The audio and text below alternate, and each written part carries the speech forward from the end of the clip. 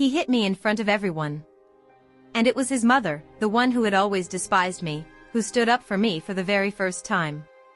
In her scream, there was more pain than in my cheek. People say you can tell whether someone likes you from the way they say your name. With her, my name was a sentence I hadn't finished yet and she couldn't wait to interrupt. Maya, clipped, narrow, always followed by a correction. You're early, Maya. You're late, Maya. You shouldn't have worn that color, Maya. That dress draws attention for the wrong reasons, Maya. The first time I met Helen, she didn't shake my hand. She looked past me to the fruit bowl and said we should have brought lemons, because fish needs acid and I ought to learn that if I wanted to feed her son properly. She was not loud. That would have been easier. She was heavy. Her presence weighed down rooms, and once it settled on you, it didn't move. She had a way of standing in doorways so you had to turn your shoulders to get by, a way of setting the table with one plate perfectly centered and the rest slightly off, so you knew which seat mattered.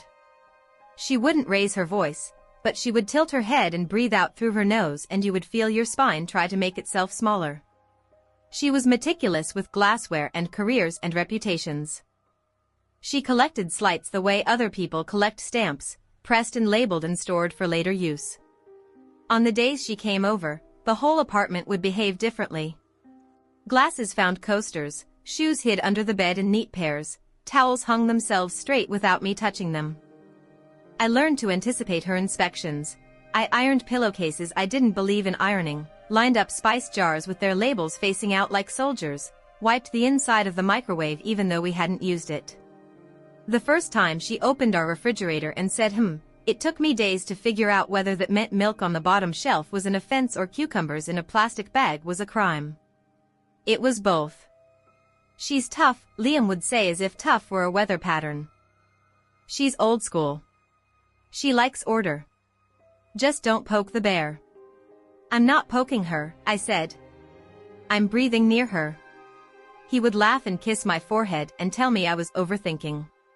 He had a way of making my feelings sound like a hobby I'd picked up and might put down next week.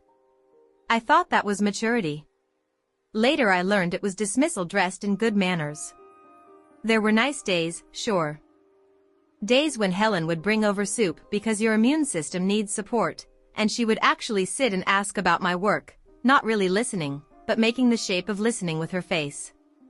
She'd nod in the right places.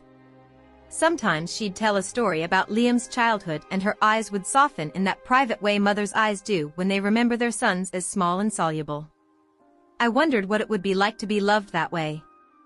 I wondered whether she blamed me for him no longer being small. The edges of our life with Liam were neat. The center was not. He was charming in rooms and brittle in kitchens. He could tell a joke and close a deal and send a thank you note before we left the parking lot, but at home things tilted. If I forgot to pick up dry cleaning, his jaw would clench for an hour. If I laughed too loudly with friends, he would go quiet the whole ride back. If I contradicted him about something small, whether the bakery on Maple closed at 6 or 7, he would put his hand on my knee under the table and press hard enough to make my heart stutter, then smile as if to say, let's not do this here. We didn't do fights. We did corrections. Corrections are tidy. They leave no footprints you can photograph. He never shouted. He trimmed me. The first time he hit me was on a Tuesday with no story. I was slicing onions and I said something, what was it? Something like, could you rinse the rice? And he said, you always tell me what to do, and I said, it was a question, and the air went metallic. His hand was quick, the kind of quick you don't see in time to be afraid. My face was a bell someone struck with a ring. He cried. He cried and said he was sorry and said he'd had a terrible day and why did I always ask for things at the wrong moment. He shook while he held me and I thought, God, he's terrified of himself, and I felt a compassion that frightens me now when I remember it, because I mistook danger for depth. I told no one. Not even my sister. Especially not my sister, she would have come with her keys between her fingers and made it a thing, and I was not ready for a thing. I was ready for a solution that didn't involve light. After that, rules grew like vines. Don't touch me when I'm stressed. Don't bring up money after 9 p.m. Don't question me in front of friends. Don't correct me in front of my mother. The last one was underlined. She has a temper, he joked. It's genetic. And then came the dinner. It wasn't a holiday or a birthday. It was just Friday and roast chicken and a cheap Chardonnay that somehow tasted like swagger. His cousins, the funny one and the shy one, and a neighbor from 2 floors down who was there because she'd given Helen a recipe for lemon tart and now belonged to us by virtue of sugar. I was fine. Truly, I was. I'd made the table unassailable, cloth napkins, candles, a runner ironed within an inch of its cotton life. I had chosen a dress that made me feel like a woman who belongs in rooms, navy, simple, with sleeves that forgave. I had checked the fridge twice for symmetrical milk. The conversation was harmless, weather that thinks it's interesting, real estate everyone is an expert in, the neighborhood dog who fakes a limp to get treats. I don't know what I said. I have replayed that evening so many times my memory is a Xerox of a Xerox. I think it was a joke. I think someone teased Liam about his inability to hang a picture straight and I said, he's brilliant at everything except nails, and I touched his arm like punctuation, and his smile tightened and stayed on his teeth but not in his eyes, and I felt the temperature drop. He waited until the plates were cleared. He waited until I stood to bring the tart. He stood too, and when I turned with the pie server in my hand he did it with the kind of speed you don't see in time to say no. People talk about the sound. They all heard it. The way a slap is a public event, it informs furniture, it invites cutlery to attend. The tart did not fall because I am good at saving desserts. For 1 second, a premium, crystalline second, I expected relief. Not in being hit, in being seen. I expected the room to become my witness. But everyone went quiet in the way people go quiet when they are deciding whether loyalty is a verb or a habit. I wondered if I would have to soothe them. Helen stood up so fast her chair went down. I had never seen her knock anything over. She was a museum that suddenly let a child in. Don't you dare lay a hand on her again, she said, and her voice was not a voice I recognized. It had gravel in it. It had a history of climbing stairs in the dark. The room shifted. I thought, wildly, that she had rehearsed that line. Then I saw her hands and knew she hadn't rehearsed shaking. Liam laughed, because laughter is a leash. Mom, he said, warning and embarrassment braided. Sit down. No. Her eyes were on me but her body was between us, one arm out like a crossing guard on a road I wanted to live on. No, Liam. Not again. Again. She said again. In that sliver of time, I realized the person who had despised me most might be the only person in the room who would fight for me without needing me to be perfect first. The cousins pretended to be statues and the neighbor pretended to be a wall and I, pie server in hand like a prop from a play where the actress forgot her lines, stood very still and waited for the next scene. It came in whispers later. The guests left with apologies that sounded like weather reports. Crazy storm, they said, as if thunder had done the striking. Helen told Liam to go home. He said he was home. She said, leave, and for the first time he did what she asked like a son, not like a man. He went. I thought she would then pivot, turn those heavy eyes on me and tell me what I had done wrong. Instead she took a dish towel, folded it into a square, held it against my cheek, and kept her hand there so my face met warmth and tremor. You should go to the doctor, she said. Tomorrow. I'll take you. She put the kettle on because grief in Helen is a series of tasks that end in tea. The next day she took me to urgent care in her car that smells like old roses and new order. She filled out the forms as if she were writing me into a family. When the nurse asked relationship, Helen said mother, then pressed her lips into a new shape and said in-law, and I watched a small fight happen in her mouth. The doctor asked if I felt safe at home. Safety felt like a technicality. I said yes and no and something in between, and Helen's hands folded on her lap like two birds too tired to fly. She did not prompt. She did not correct. She was not heavy. She was steel. After the appointment, she asked if I could come by her house that evening. She said it like a favor she owed me. I didn't want to go. I went. Her house was a sermon on polish. Glass cabinets with nothing inside that needed glass, a piano no one played, photographs measuring a boy's growth by a mother's haircut. The kitchen was surgical. The counter had no crumbs. The refrigerator held labels to attention. Tea, she asked. I nodded. She made it wrong on purpose, too much honey, and we both pretended not to notice. She said, without prelude, I know what it looks like when it starts. Starts? I asked. When a man begins to think a woman is his device. She said she had been married to a man with good hair and excellent timing and a smile that got him elected to rooms.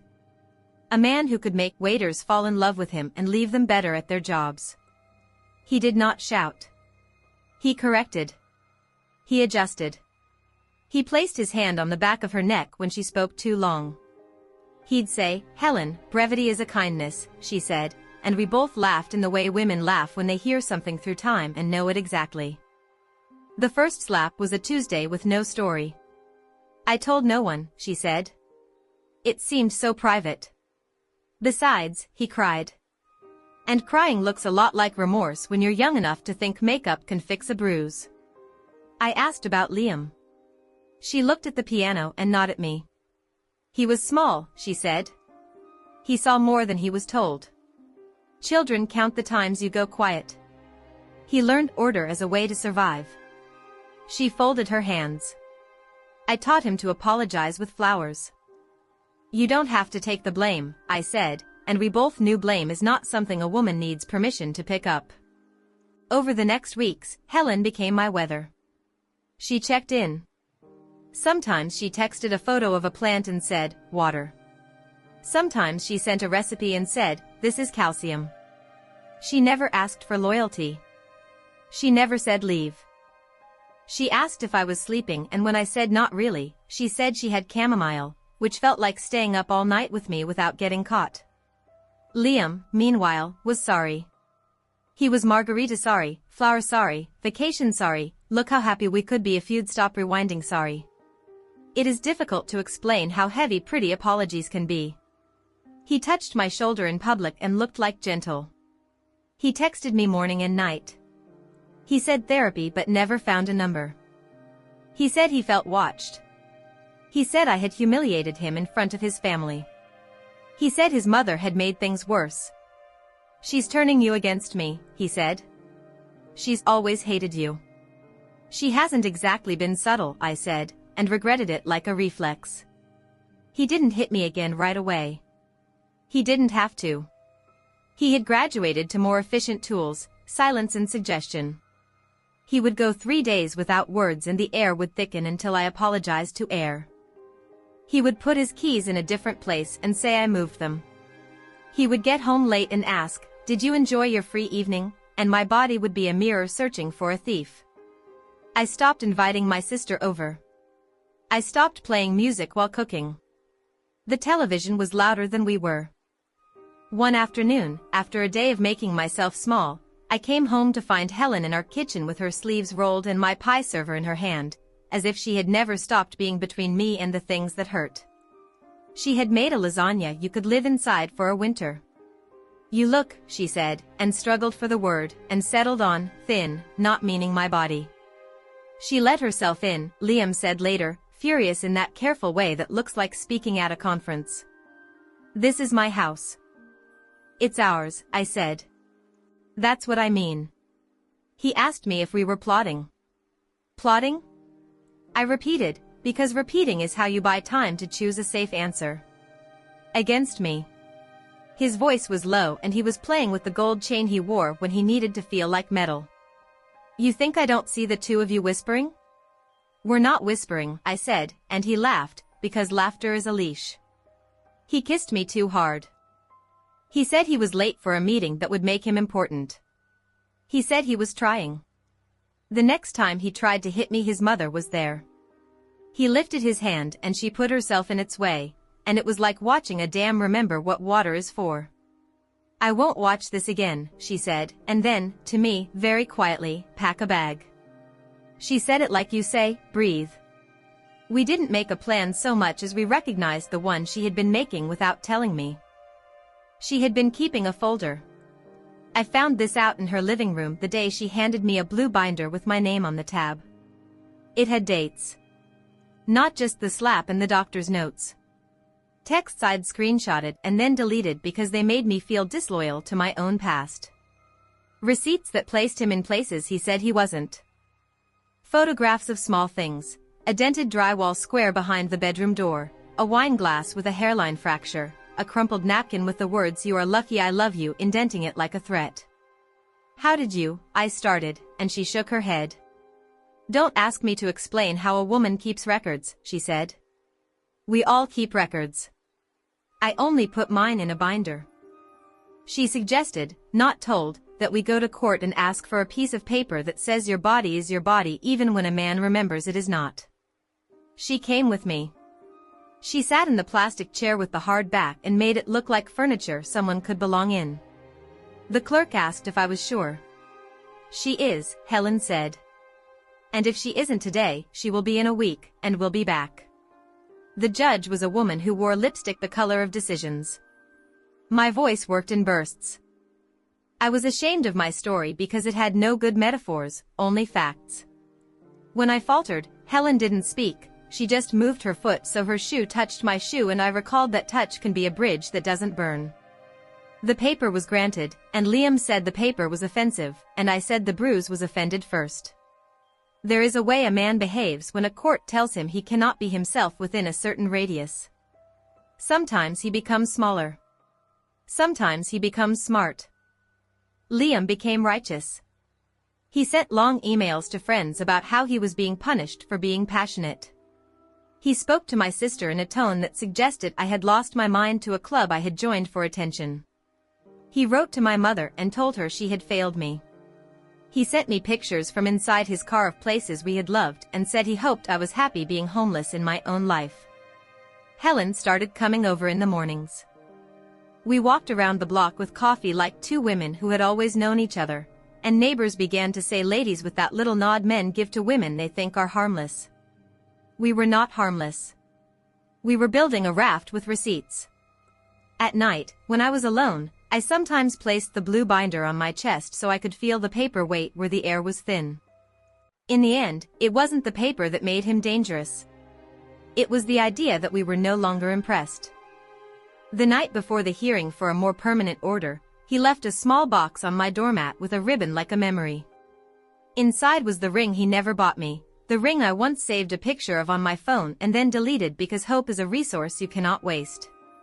There was no note. The ring spoke. It said, "You could throw away this entire story and start a different one where I am the hero." I sat on the floor in the hallway and, for a long time, let my breath choose. I called Helen. She didn't say, "Don't you dare." She said, "Do you want me to come over?" "Yes," I said, and when she arrived she brought scissors in her bag and cut the ribbon into pieces small enough to trust. We took the ring to a pawn shop the next day. It wasn't real. At the hearing she was remarkable. She did not perform. She simply said what she had seen, and then said what she had done as a woman who had once been seen being hurt and done nothing. "I am correcting a mistake," she said to the judge, and the judge nodded the way women nod when time finally goes in a circle that closes. Liam's lawyer tried to suggest Helen disliked me and therefore could not be trusted. Helen looked at him and said, "I dislike anything that hurts a person. That includes men who think precision is the same as control," and the lawyer looked at his shoes. The order was granted. He was not to contact me, not to come near my work, not to come near Helen's house. For a month he obeyed with the resentful obedience of a boy made to sit inside during recess. Then there were sightings. A car that looked like his around corners my feet weren't supposed to walk. A friend who said he'd been asking what time my lunch break was. The detective assigned to our case called these proximity incidents, as if danger were a weather balloon drifting near the roof. "Call if he shows up," he said.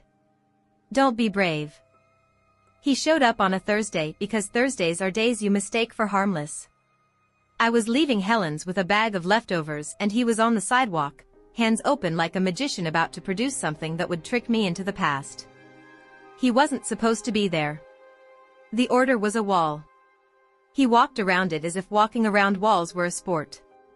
"Can we talk?" he asked, and then, as if noticing his own line, 5 minutes. "I'll be civil." "You can talk to my lawyer," I said, and I am proud of that sentence the way you are proud the first time you make a meal with no recipe. It was sturdy. It carried weight. He smiled in that way he had, like he'd just been complimented by a future he could afford. "You don't need lawyers," he said. "You need to stop letting her tell you what to do." "She isn't telling me," I said, and he stepped forward, and in that step was an old living room, a Tuesday with no story, onions I never finished slicing. Helen opened the door behind me and said, "Inside," and I obeyed like a daughter or a soldier. Liam stayed on the sidewalk and shouted that we were both insane, that we would die alone, that he hoped the judge was happy ruining families. The detective came. They did a thing with warnings and consequences and told him about lines and feet. He left. I hid in Helen's pantry and breathed in the smell of flour until my lungs remembered their job. After that, Helen started sleeping with her phone next to mine on her coffee table, screen down. She moved through her house in quiet circles, checking locks, adjusting curtains, a sentry who has practiced walking softly for decades. In the morning she made eggs and asked how I liked them, and when I said runny, she said me too, as if the two of us had always existed in a world that permitted preference. We settled into something like safety. Safety is not a place, it is the distance between incidents. Weeks went by. I returned to work and discovered that emails contain a kind of love if you're away long enough. I took my sister to lunch and told her some, not all. She stared at me in that way sisters do when they are changing their grip on you from joking to fierce. She didn't offer advice, which is how I knew she was taking me seriously. She just said, "Where are you sleeping?" and when I told her at Helen's, she blinked, surprised, reassessing the perimeter of my life. It would be good if the story ended with the order holding, with therapy that was found, with a man who realized he was not built to be king of a small country and resigned. That is not the story most women get. The unexpected ending is stranger, and kinder, and not the one I would have chosen if someone had let me write it then. It began with an envelope that arrived on a Tuesday, the same day of the week as too many things, as if calendars have their own cruelty. It was hand-addressed to me in a neat script I recognized from grocery lists that had made me feel like a person again. No return address. Inside was a key and a letter on thick paper, the kind of paper you buy when you want your words to carry their own gravity. The letter was dated a month earlier. The date made my chest go hot then cold because you do not backdate good news. "Maya," it began, and I sat down on the floor by Helen's front door with the letter in my lap like a small child with a book she can't yet read. "If this has reached you, I have done some things I should have done years ago and one thing I should have done never." I read it once too fast and then again slow so the words could look at me while I looked at them. She wrote that after the hearing she had gone to the police with a statement not only about what she had seen with me, but about what had happened to her years ago, not because they could prosecute old decay, but because sometimes the past will only loosen its jaw if you put your hand in it. She had signed affidavits, she had given them the blue binder and a green one I didn't know existed, filled with notes about Liam I did not want to imagine the keeping of. She wrote that she had made arrangements with her bank. She wrote that she had been sick since spring and was very good at hiding things she didn't want the world moving around. I had sat across from her on 100 mornings and not seen the sick. I had thought the way her hands sometimes trembled was caffeine. I had thought naps were a hobby. I had thought strength means immortality because I wanted her to be a wall I could lean on forever. Reading her letter was like admiring a building and then realizing it is scaffolding. The key in the envelope, she wrote, was for a small apartment she had rented in my name because I was too slow to leave his orbit and too proud to let her buy me a place outright. "Pride is useful until it isn't," she wrote. "This is logistics." The address was a block beyond my courage and 2 blocks from the court. She had paid the lease for a year. She had stocked the fridge with too much honey. She had placed a blue binder in the top kitchen cabinet and a list of names on the counter. The list was women who would not ask me to perform my pain. Call them when you cannot call me, she wrote. Call them when you think you can do this alone. Especially then. There was more. There was an insurance policy that had no business existing with my name on it. There were instructions about a box in her bedroom closet, top shelf, behind an old hat. There were apologies I wanted to swallow and spit out in equal measure. And then there was a paragraph that turned the light in the room an unfamiliar color. You think I despised you, she wrote. It was an easy thing to think because I let you think it. Hatred is a mask you wear so the person you are protecting does not suspect you are building a bridge for their escape. I needed him to believe I would never choose you. I needed him to believe nothing could make me stand in his way. If I had approved of you, he would have cut you off first. He would have isolated you privately, without witnesses. I kept you close by keeping you away. I wanted to throw the letter and hold it at the same time. I wanted her to have loved me simple. I wanted her to be the villain she had auditioned for and then retired from. I wanted the middle to be cleaner. But the truth has fingerprints and hers were on the edges of mine. The last lines were not clean. They were a tremor. He will come to you one more time, she wrote. He will think I am where I have always been, and then he will understand. Let the paper do its work. Let women do theirs. I went to her bedroom closet and got the box and found inside a binder not blue or green but red, and I did not open it because a person should not open every color in one day. I found a sealed envelope with my sister's name and one with the detective's and one with Liam's that I could feel heat through. I put my name on the bed and lay down beside it like it was a person I loved. The call came that afternoon from a number labeled simply unknown, and I knew before I answered that unknown was a man with a chain and a story about us. He said the things I predicted. He asked to meet one last time. He said Helen had poisoned me against him, a verb that didn't know what it was saying.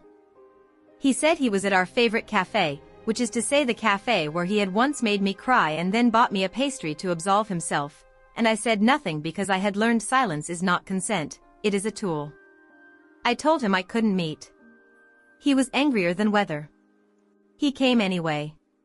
He arrived at the apartment Helen had rented for me because he still knew how to read me even when I wasn't speaking, or he had followed me, or sometimes men do not need maps, they need only certainty. He pounded on the door like he was trying to get the house to confess. He said my name as if it were a line from a speech that had always worked before. He told me to stop being dramatic. He told me to stop being cruel. He told me to let him in like forgiveness has a lock you can pick if you speak softly enough. I called the detective with one hand and placed the other on the blue binder as if it could anchor the air. They came. Lights have a sound and I heard it floating up the stairwell, a noise like permission. The officers did the things they do in hallways, a choreography of paper and space and consequence. I watched through the peephole as Liam's face moved through expressions, charm, shock, indignation, a child realizing the party is not for him. He called out that I was ruining his life. I did not speak because I have spent too much time defending my own injuries to justify his. It went to trial faster than I expected because sometimes, once paper starts to stack, the weight compels a table. I sat in a row with women and a couple of men who had learned what it is to be suddenly small. Helen was not there. Her absence sat next to me in a good blouse. The prosecutor asked questions with the bored efficiency of someone who, mercifully, believes facts are furniture you can place in a room to make a case livable. The defense tried to build us into liars. The judge wore her same decision-colored lipstick and did not ask about my dress. The detective testified. My sister testified. A neighbor who had pretended to be a wall at the dinner table looked me in the eye now and said she was sorry she had waited. And then there was a video. The defense had not seen it. I had not seen it. The prosecutor had. The camera angle was slightly too high, like a god who hadn't measured the ceiling correctly. The footage was from Helen's dining room on the night of the slap. She had cameras. Of course she had cameras. She had spent a life in rooms men owned, she had learned to make the walls remember. The video showed everything in grayscale. Liam's hand lifted. The sound was thin but the shape was there. And then, and this was the part that split me open, there was another clip, dated an hour earlier in the kitchen, where Helen stood with her hands flat on the counter, looking at her own reflection in the window, and practicing the words "don't you dare" under her breath. She was not rehearsing anger. She was rehearsing courage. The room changed shape. Courage rearranges furniture. The defense objected and the judge overruled. The verdict was the kind that uses words like guilty and order and time. There were conditions in classes and distances, and his name went into a place where names go when they have done something to earn a code. He looked for me with his eyes as if I would meet them and absolve him like a church with soft chairs.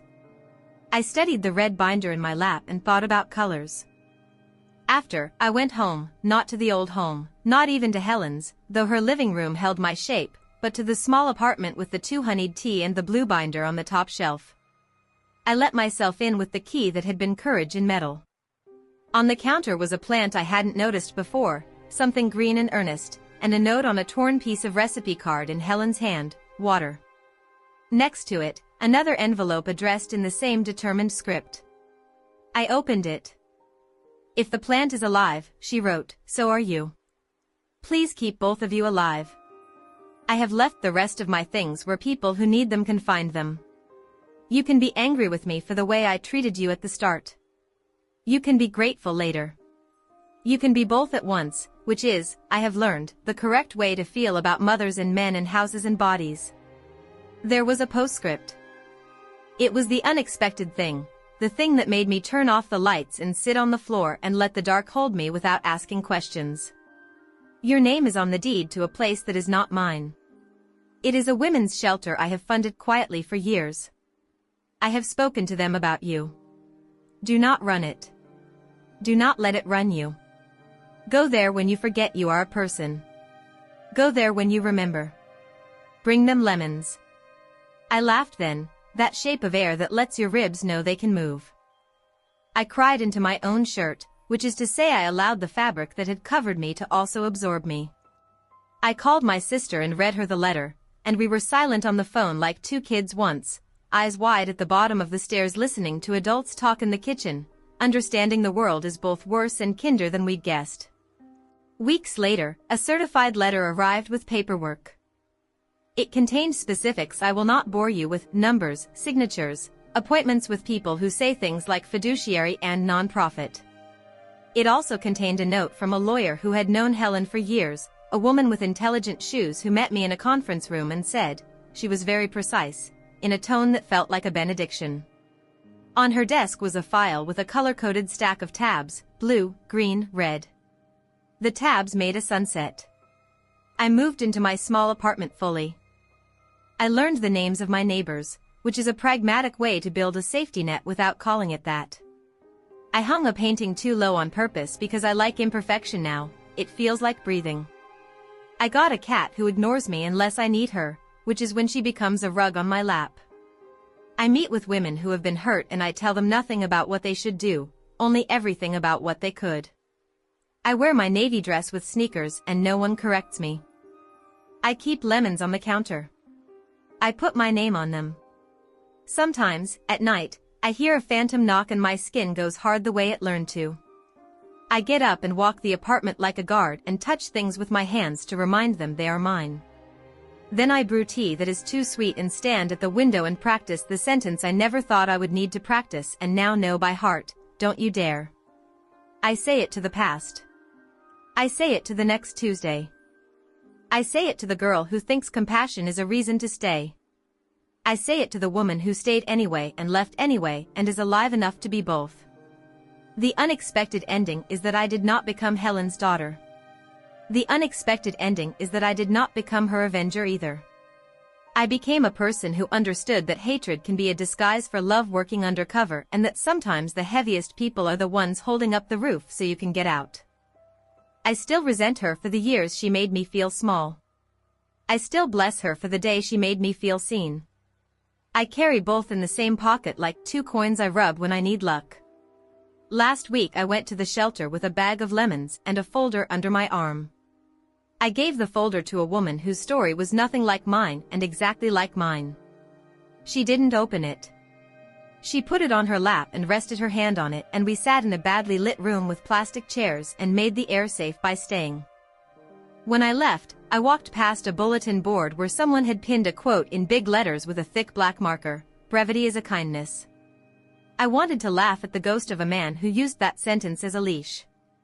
Instead, I took a pen and added beneath it, "So is telling the whole story." And that's what I've done. I have told the whole story. Not because it is noble. Because it is mine. Because a woman who frightened me taught me to practice a sentence until it arrives whole. Because she left me a key and a binder and a plant and a place where lemons are a language. Because when he hit me in front of everyone, she screamed, and there was more pain in her scream than in my cheek, and it turns out that pain was a bridge, and bridges are meant to be crossed.